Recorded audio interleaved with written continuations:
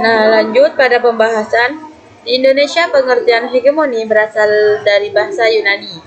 Hegemonia yang berarti penguasa atau pemimpin. Secara ringkas, pengertian hegemoni adalah bentuk penguasaan terhadap kelompok tertentu dengan menggunakan kepemimpinan intelektual dan moral. Artinya, kelompok-kelompok yang berhegemoni menyepakati nilai-nilai ideologis penguasa. Bentuk hegemoni menurut Gramsci, faktor terpenting sebagai pendorong terjadinya hegemoni adalah faktor ideologi dan politik yang diciptakan penguasa dalam mempengaruhi, mengarahkan, dan membentuk pola pikir masyarakat. Hegemoni adalah kelompok yang mendominasi berhasil mempengaruhi kelompok yang didominasi untuk menerima moral-moral, politik, dan budaya dari kelompok dominan. Hegemoni diterima sebagai sesuatu yang wajar sehingga ideologi kelompok dominan dapat menyebar dan dipraktikkan. Nilai-nilai dan ideologi hegemoni ini diperjuangkan dan dipertahankan oleh pihak dominan sedemikian sehingga pihak yang didominasi tetap diam dan taat terhadap kepemimpinan kelompok penguasa. Hegemoni ini bisa dilihat sebagai strategi untuk mempertahankan kekuasaan.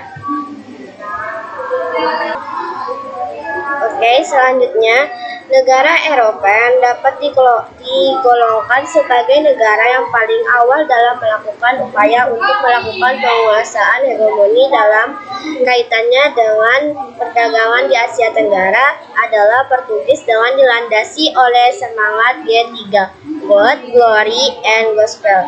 Portugis mencari rute pelayaran menuju tempat-tempat penghasilan rempah-rempah. Mereka awalnya memiliki keyakinan bahwa tempat-tempat tersebut adalah India.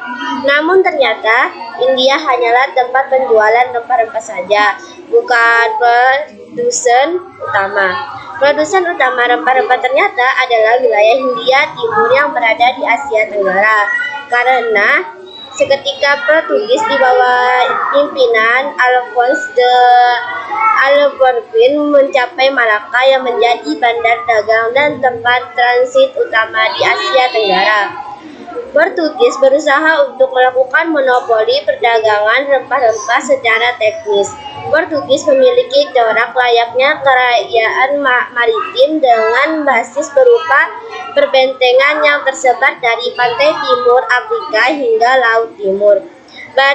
Basis-basis yang kecil ini memudahkan Portugis dan relatif tidak mendatangkan masalah sebagaimana yang dihadapi oleh Spanyol, Inggris, dan Belanda dikarenakan negara-negara tersebut berusaha memperluas wilayah kekuasaan mereka. Meski demikian, kedatangan Portugis di Malaka memicu berbagai penolakan.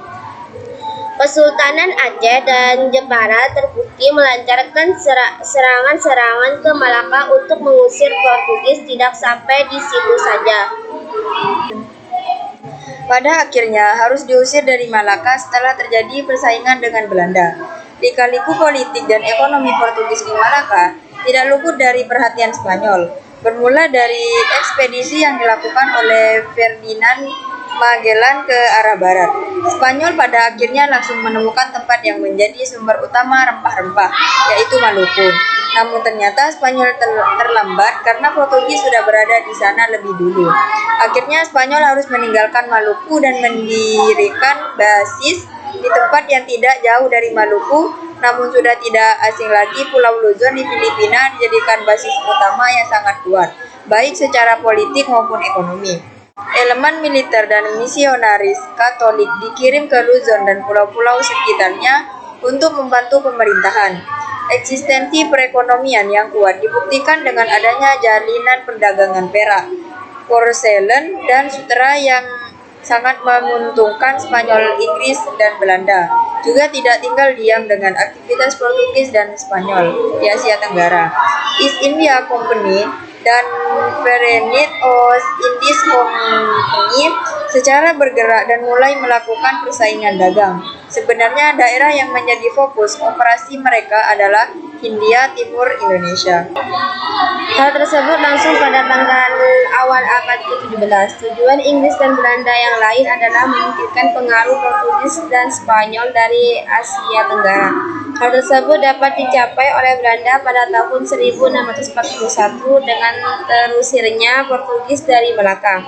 Meskipun Inggris dan Belanda punya tujuan yang sama terkait menyingkirkan Portugis dan Spanyol, sebenarnya terjadi pertentangan yang hebat antara Inggris dan Belanda.